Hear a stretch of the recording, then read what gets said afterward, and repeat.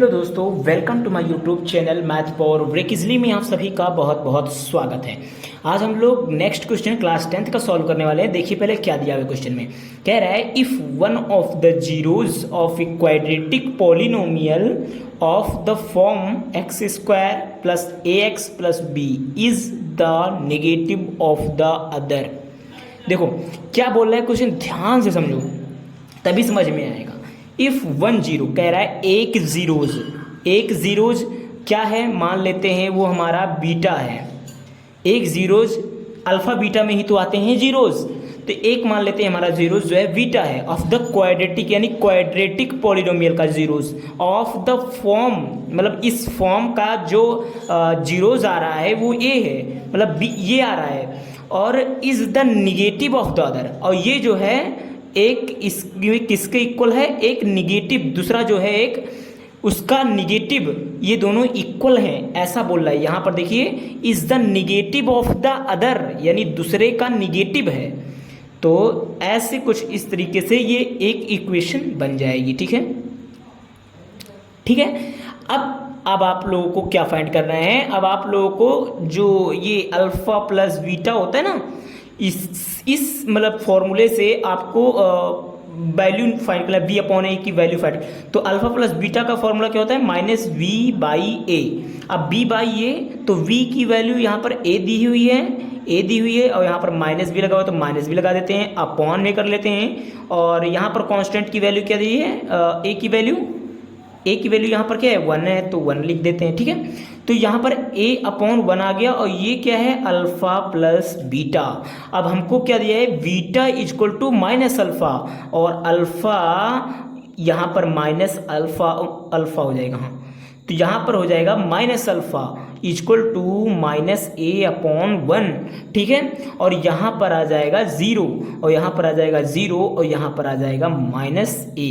तो यहाँ पर a इजक्वल टू क्या आ गया, 0 आ गया। a इजक्वल टू क्या आ गया, a इजक्वल टू 0 आ गया। ठीक है, अब उसके बाद हम निकालते हैं अल्फा बीटा।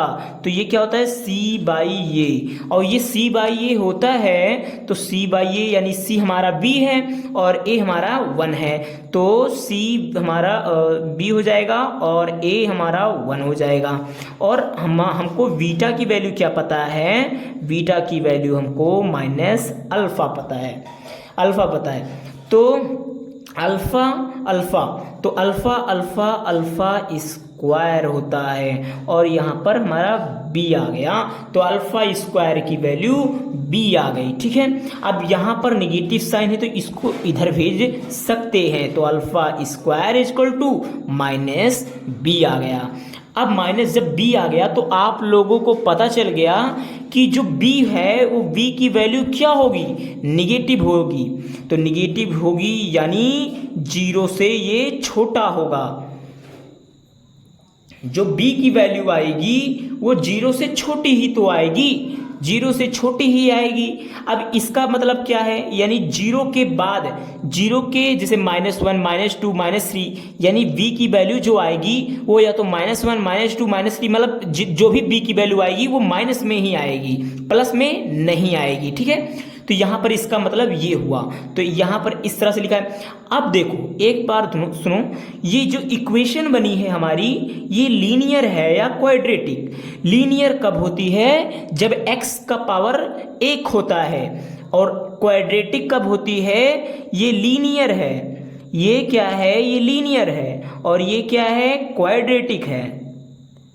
और अगर x का पावर 3 हो जाए तो ये क्यूबिक बन जाएगा, हो जाएगा कि नहीं, हो जाएगा ना। तो अब यहां पर देखो क्या दिया हुआ है क्वेश्चन में, हैज नो लीनियर। तो ये क्या है, लीनियर नहीं है। तो सही बात है भाई, ये लीनियर है ही नहीं। And the constant term is negative, और जो बोल रहा है जो कांस्टेंट टर्म है वो नेगेटिव आ रही है, तो कांस्टेंट टर्म नेगेटिव आ रही है। और क्या बोला है, has no linear term and the constant term is positive, यानी जो कांस्टेंट टर्म है वो नेगेटिव है, और has no linear term and the constant term is possible. तो यहाँ पर पॉजिटिव हो जाएगा, पॉजिटिव, और can have the linear term, यानी can have the linear term but the constant term is negative. तो लीनियर ये बोल रहा है, लीनियर है तो ये गलत ही हो गया। ये भी बोल रहा है कैन हैव ए लीनियर हो सकता है, तो ये भी गलत हो गया क्योंकि यहाँ पर क्वाड्रेटिक बन रहा है। यहाँ पर क्या बनना है, क्वाड्रेटिक बन रहा है, ठीक है। तो अब यहाँ पर क्या होता है, has no linear term and the constant term is positive. तो यहाँ पर ये क्या हो जाएगा, ये क्योंकि हमारा जो कांस्टेंट टर्म रहेगा वो तो पॉजिटिव रहेगा, यहाँ पर माइनस का साइन लगा है तो यहाँ पर माइनस का साइन तो अपने आप हम वैल्यू जो पुट करेंगे वो पॉजिटिव होगी, लेकिन यहाँ पर वैल्यू पुट करने के बाद जो है वो निगेटिव हो जाए। तो यहाँ पर जो हमारा ये वी हो जाएगा वो करेक्ट ऑप्शन हो जाएगा। तो आशा करता हूँ आप लोगों को अच्छे से समझ में आया होगा। मिलेंगे नेक्स्ट वीडियो में, तब तक के लिए यहीं तक और bye bye, thanks for watching.